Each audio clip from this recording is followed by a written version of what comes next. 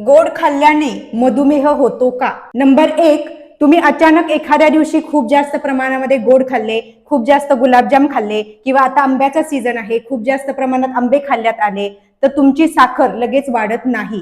जर तुम्हाला already diabetes नाही, तर तुम्ही गोड खाल्ले तर अचानक तुमच्या रक्तातील साखर वाढणार नाही किंवा अचानक तुम्हाला मधुमेह होणार नाही.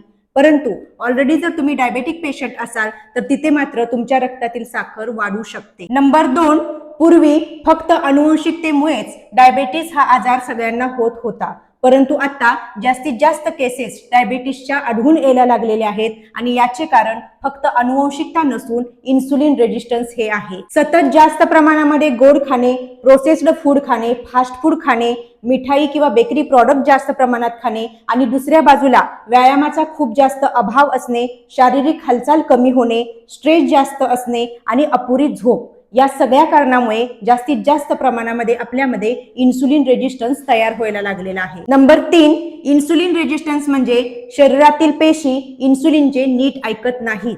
आपण जे काही खात असतो त्यापासून आपल्या रक्तामध्ये ग्लुकोज म्हणजे साखर तयार होत असते आणि ही साखर पेशींपर्यंत पोहोचवायचं काम इन्सुलिन करत असतो, जेणेकरून त्या पेशी आपल्या शरीरासाठी ऊर्जा निर्माण करतात. नंबर 4, सोप्या भाषेत सांगायचं म्हणजे इन्सुलिन म्हणजे चावी आहे आणि पेशी म्हणजे दरवाजा आहे.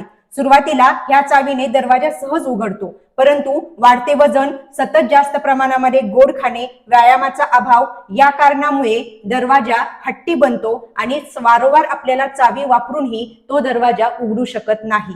यालाच म्हणतात इन्सुलिन रेजिस्टन्स. नंबर 5, यामध्ये पेशी इन्सुलिनला कमी प्रमाणामध्ये प्रतिसाद देतात. रक्तातील साखर जास्त प्रमाणात वाढायला सुरुवात होते. जेवढी जास्त रक्तातील साखर वाढणार तेवढी जास्त प्रमाणामध्ये शरीर आपले इन्सुलिन तयार करण्याचा प्रयत्न करत असतात आणि इथेच तयार होते तुमची डायबेटीसची हिस्ट्री. सारांश हाच आहे, हल्ली सगळ्यांमध्ये हार्मोनल इम्बॅलन्स जास्त प्रमाणामध्ये होत आहे, इन्सुलिन रेजिस्टन्स वाढू लागलेले आहे आणि मग टाईप 2 डायबिटीस सारखे गंभीर आजार आपल्या सगळ्यांना व्हायला लागलेले आहेत. यासाठी उत्तम आहार आणि व्यायामाची योग्य सांगड घालणे खूप गरजेचे आहे आणि वेळेवर तुमची HbA1c टेस्ट आणि ब्लड शुगर लेवल टेस्ट तपासून घेणेही तितकेच महत्त्वाचे आहे.